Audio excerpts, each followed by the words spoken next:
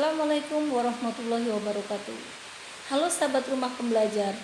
Perkenalkan, saya Titi Sulistianingsih dari SMP Negeri 1 Maja, Kabupaten Lebak. Di masa pandemi COVID-19 seperti ini, pemerintah menganjurkan pada kita untuk bekerja dari rumah, belajar dari rumah, dan beribadah di rumah. Hal ini untuk mencegah penyebaran virus COVID-19. Pembelajaran yang sering kita lakukan di dalam kelas harus dilakukan secara jarak jauh melalui sistem daring. Serta didik yang antusias melakukan pembelajaran di dalam kelas, kini harus melakukan pembelajaran secara daring dari rumah masing-masing.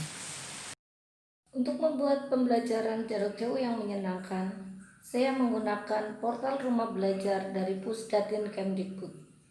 Fitur-fitur yang ada di portal rumah belajar Pusdatin Kemdikbud sangat berguna untuk merancang pembelajaran jarak jauh yang menyenangkan. Rumah belajar dapat diakses melalui belajar.kemdikbud.go.id. Ada banyak fitur belajar menarik yang bisa kamu nikmati. Ada fitur sumber belajar yang menyediakan materi belajar interaktif dari PAUD, TK, SD, SMP, dan SMA sederajat yang dilengkapi dengan latihan dan tes. Mau coba bereksperimen pelajaran biologi, kimia, fisika, atau matematika tanpa harus ke laboratorium? Kamu bisa coba fitur Lab Maya. Ingin makin terlatih mengerjakan soal-soal latihan, ulangan, dan ujian? Kamu bisa coba fitur Bank Soal. Bapak dan Ibu guru juga bisa membuat soal di fitur tersebut loh. Belajar jarak jauh sekarang juga bukan jadi masalah karena ada fitur Kelas Maya. Dan masih banyak fitur-fitur lainnya juga loh. Yuk, kunjungi rumah belajar di belajar.kemdikbud.go.id. Sebelum melakukan pembelajaran jarak jauh, yang pertama-tama saya lakukan adalah menyusun rencana pembelajaran atau sering disebut dengan RPP.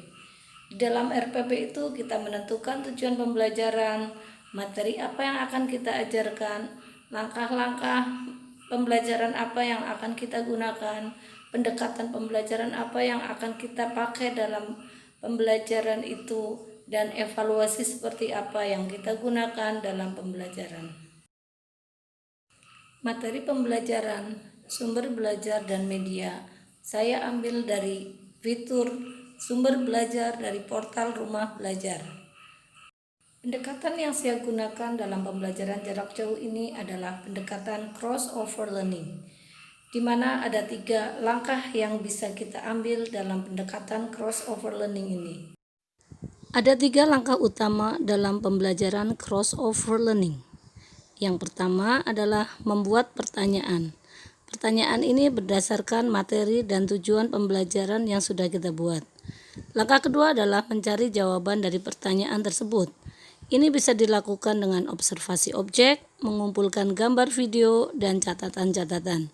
Dan yang ketiga adalah menyampaikan jawaban sesuai dengan fakta. Misalnya kita akan belajar tentang teks deskriptif. Setelah kita sampaikan tujuan pembelajaran, misalnya mendeskripsikan hewan, maka kita tentukan hewan apa yang akan kita deskripsikan. Misalnya kita akan mendeskripsikan tentang ikan, maka pertanyaannya bisa jadi, do you know fish? What does it look like? Where does it live? And what a fish usually do?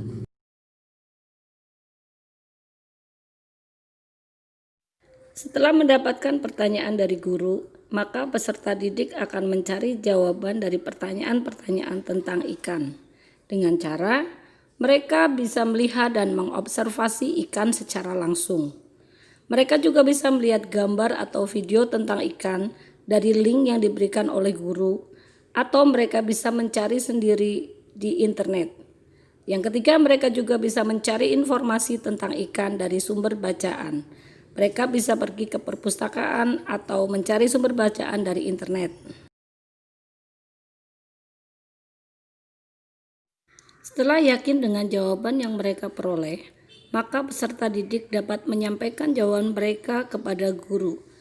Karena pembelajaran dilakukan secara daring, maka mereka bisa menyampaikannya melalui media sosial yang sudah disepakati antara murid dan guru. Dalam pembelajaran jarak jauh ini, saya menggunakan media WhatsApp. Saya menggunakan WhatsApp Group untuk mengabsen para peserta didik. Selain itu, saya juga memberikan informasi tentang pembelajaran melalui WhatsApp Group. Dengan WhatsApp Group juga, siswa dapat menanyakan hal-hal yang belum mereka pahami tentang pembelajaran. Selain WhatsApp Group, saya juga menggunakan Google Classroom. Materi-materi yang kita bahas, kita diskusikan melalui Google Classroom.